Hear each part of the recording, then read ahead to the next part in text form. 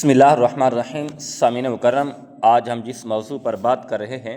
آج کا جو ہمارا ٹاپک ہے، آج کا جو ہمارا عنوان ہے، وہ اس موضوع پر ہے کہ یہ چالیسواں کرنا، یہ سالانہ برسی کرنا، یہ تیسرا دن والا جو ختم ہے یہ دلوانا، یہ چیزیں جائز ہیں یا ناجائز ہیں۔ آج اس کو بارے میں ہم آپ کو آگاہ کرنے جا رہے ہیں، ہم آپ کو بتانے جا رہے ہیں، تو انشاءاللہ العزیز اس کا آپ کو بہت بڑا فائدہ ہوگا۔ تو دیکھیں، سب سے پہلی بات تو یہ ہے کہ یہ جو چالیسواں ہوتا ہے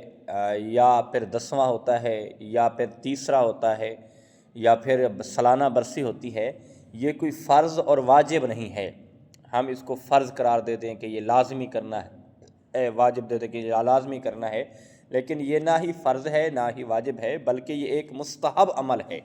تو اس میں دیکھیں، مستحب عمل میں اصل میں ہوتا یہ ہے کہ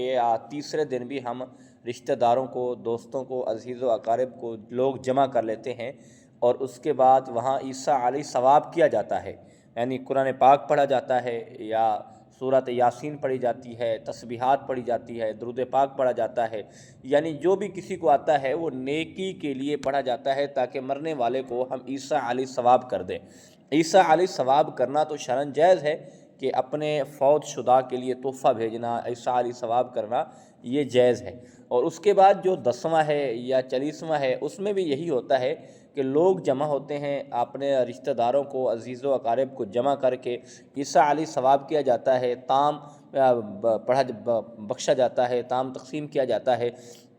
اور اس کے بعد قرآن پاک کی تلاوت کی جاتی ہے یا تسبیحات پڑھی جاتی ہے، ذکر و اذکار کیا جاتا ہے یا کوئی نعت خوانی کی جاتی ہے۔ تو اصل میں یہ ہوتا ہے۔ اب اس کے بعد آگے دیکھیں، 40ویں میں بھی یہی ہوتا ہے۔ اب سالانہ برسی پہ دیکھیں، جو کوئی بڑا بزرگ ہو، یعنی کہ جیسے کوئی بزرگ ہو، اچھے بزرگ گزرا ہو، تو اس کی برسی کو ایک عرس کا نام دیا جاتا ہے، لیکن جو عام یعنی کہ اگر فوت ہوتا ہے تو اس کی برسی کو ہم اسے برسی کہا جاتا ہے، ٹھیک ہے، یعنی یہ بات ہے۔ لیکن مقصد یہ نہیں ہے کہ آپ اس کو لازم قرار دیں۔ اب اس کا وقت بھی مقرر نہیں ہو کہ ہم سال کے بعد یہ اسی دن میں ہی لازمی ہم نے کرنا ہے، تو یقیناً یہ بھی شرعاً جائز نہیں ہے۔ یہ تو ہوتا ہے کہ لوگوں کے لیے دیکھ لیں، مخصوص ہو کے وقت، یعنی کہ اس وقت میں، دن میں لوگوں کا آنا آسانی میں ہے، لوگ آسانی سے جمع ہو سکتے ہیں، دوست آ سکتے ہیں، تو یقیناً یہ تو پھر جائز ہے۔ لیکن آپ اس کو شرعاً قرار دے دیں تو ہم اس کو یہ کہیں کہ یہ لازم ہی کرنا ہے، اسی ڈیٹ کو ہی کرنا ہے، یہ نہیں ہو سکتا۔ ہوتا ایسا کہ اس لیے ہوتا ہے کہ یعنی کہ ایک رشتہ داروں کے لیے، دوستوں کے لیے جن کو بلانا ہے، تاکہ ان کا آنے کے لیے آسانی ہو جائے، لوگ جمع ہو جائیں،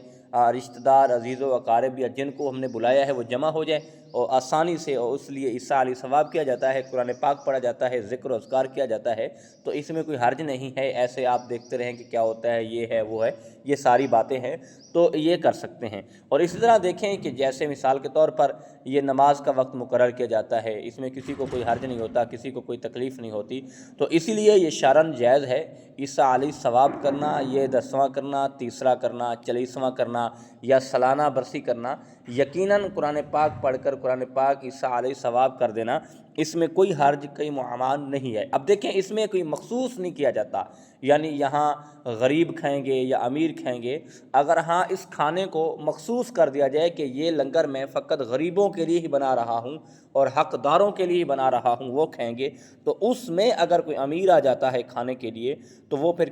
کہتے ہیں کہ جیسے مثال کے طور پر کہ اس کا دل، اگر یہ کھانا غریبوں کے لیے مخصوص کیا جائے تو پھر یعنی یہ امیر لوگ نہیں کھا سکتے، صاحب نصاب لوگ نہیں کھا سکتے، کیونکہ اگر وہ پھر کھائیں گے تو پھر ایسا سمجھیں کہ غریبوں کا وہ حق مار رہے ہیں، غریبوں کا حق کھا رہے ہیں، تو یہ پھر شرعاً جائز نہیں ہے۔